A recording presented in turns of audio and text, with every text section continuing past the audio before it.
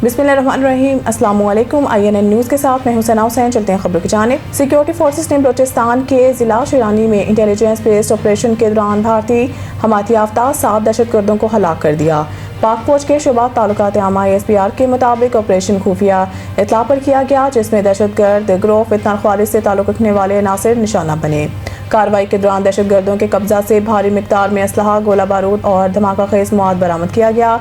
ISPR के मुताबिक पाकिस्तान की सिक्योरिटी फोर्सेस मुल्क को दहशतगर्दी की लानत से मुकम्मल तौर पर पाक करने के लिए पुरज़म है और ऐसी कार्रवाइयाँ जारी रहेंगी। इससे कबल भी बलूचिस्तान में सिक्योरिटी फोर्सेस की मुख्तलिफ कार्रवाइयों में भारतीय स्पॉन्सर्ड 18 दहशतगर्द हलाक किए गए, जिनमें से कोयटा के नवाह में सिक्योरिटी फोर्सेस के मुश्तरका ऑपरेशन में 10 दहशतगर्द मारे गए और जिला शिरानी में सिक्योरिटी फोर्सेस की कार्रवाई के दौरान 8 दहशतगर्द हलाक हुए। सिक्योरिटी ज़राए के मुताबिक कोयटा में फोर्सेस ने गजाबंद में भारतीय स्पॉन्सर्ड दहशतगर्दों के खिलाफ मुश्तरका ऑपरेशन किया। वहाँ पहाड़ी इलाके में इंटेलिजेंस इत्तलात पर होने वाली इस ऑपरेशन के दौरान शदीद फायरिंग का तबादला हुआ, जिसके दौरान सिक्योरिटी फोर्सेस ने भारतीय स्पॉन्सर्ड 10 दहशतगर्दों को हलाक कर दिया।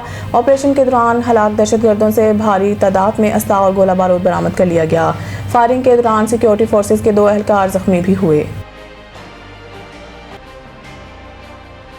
वज़ीर-ए-आज़म शहबाज शरीफ बैरून मुमालिक के 2 हफ्ते के तवील दौरे के बाद वतन वापस पहुँच गए। वज़ीर-ए-आज़म सऊदी अरब के साथ तारीखी सिक्योरिटी माहदा करके रियाद के रास्ते न्यूयॉर्क गए और अब वो 2 हफ्ते के दौरे के बाद लंदन से इस्लामाबाद पहुँच गए हैं।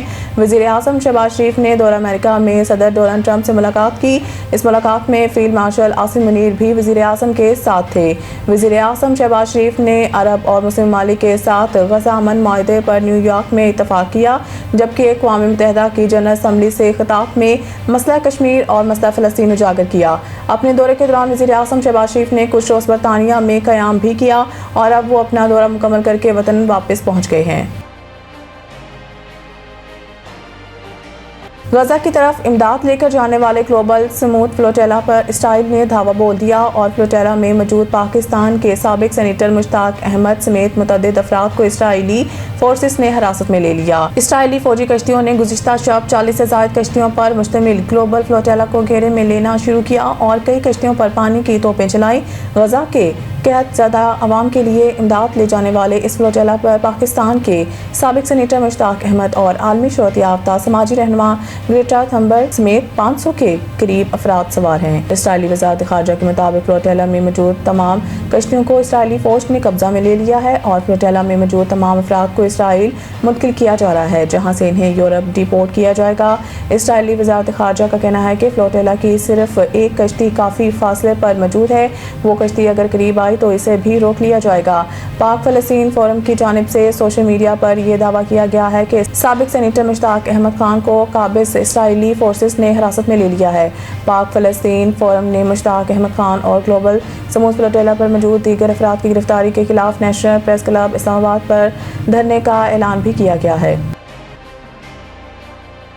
वाशिंगटन हमास के गैर मुसल्लह होने से इनकार के बाद अमीर कतर शेख तमीम बिन हमद अल सानी ने अमरीकी सदर ट्रंप से फ़ोन पर रब्ता करके गजा जंगबंदी मंसूबे पर तबादला ख्याल किया है।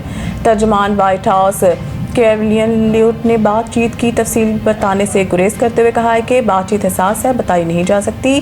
व्हाइट हाउस तर्जुमान ने हमास की जानिब से मंसूबा मंजूर होने की उम्मीद भी जाहिर की। कैवलियन ल्यूट ने कहा है कि सदर ट्रंप हमास को मंसूबे पर गौर के लिए डेडलाइन मुकर्रर करेंगे।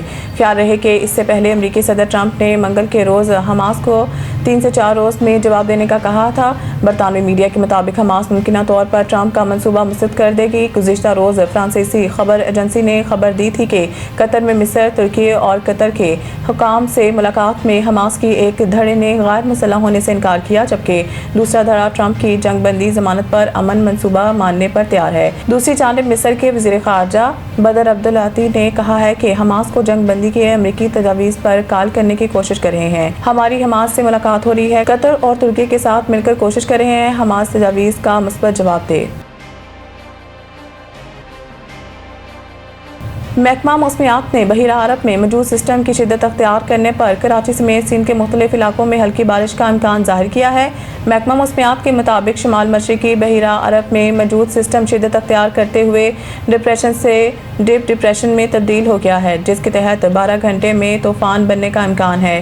محکمہ موسمیات کا بتانا ہے کہ طوفان بننے کی صورت میں اس کا نام شکتی رکھا جائے گا۔ طوفان کے لیے نام شکتی سری لنکا کا تجویز کردہ ہے، جس کا مطلب طاقت ہے، جبکہ طوفان کی شدید سمندری طوفان میں تبدیل ہونے کا بھی امکان ہے۔ محکمہ موسمیات کے مطابق سسٹم کراچی سے 400 کلومیٹر جنوب میں موجود ہے، جبکہ سسٹم کے زیر اثر سمندر میں طغیانی بھی رہے گی۔ سمندری طوفان بحیرہ عرب میں 5 یا 6 اکتوبر تک رہ سکتا ہے۔ محکمہ موسمیات کا بتانا ہے کہ سمندر میں شدید طغیانی کے پیش نظر سندھ کے ماہی گیروں کو 3 اکتوبر تک سمندر میں جانے سے بھی منع کیا ہوا ہے۔ آئی سی سی ویمن ورلڈ کپ میں بنگلہ دیش اور پاکستان کے میچ کے دوران کمنٹیٹر ثنا میر کی جانب سے آزاد کشمیر سے تعلق رکھنے والی پاکستانی کرکٹر کا تعارف کرانا بھارت کو ایک آنکھ نہ بھایا۔ ویمن ورلڈ کپ میں بنگلہ دیش اور پاکستان کے میچ کے دوران کمنٹیٹر ثنا میر نے کہا تھا کہ پاکستانی ٹیم میں شامل تنالیہ پرویز کا تعلق آزاد کشمیر سے ہے۔ کمنٹری کے دوران ثنا میر کا آزاد کشمیر کہنا بھارتیوں کو ایک آنکھ نہ بھایا، جس کے بعد بھارت میں ثنا میر کے خلاف پروپیگنڈا اور نفرت انگیز مہم شروع کر دی گئی۔ تاہم اب سابق کرکٹر اور کمنٹیٹر ثنا میر کی جانب سے اپنے خلاف چلنے والے پروپیگنڈے پر بیان سامنے آیا ہے۔ سوشل میڈیا پر جاری بیان میں ثنا میر کا کہنا تھا کہ افسوس کی بات ہے کہ اس معاملے پر عوامی سطح پر وضاحت دینا پڑی ہے، تاہم بطور کمنٹیٹر یہ ہماری کہانی بیان کرنے کا حصہ ہے کہ کھلاڑی کہاں سے آتے ہیں۔ 2 اور ریجنوں سے تعلق رکھنے والی کھلاڑیوں کا بھی ذکر کیا۔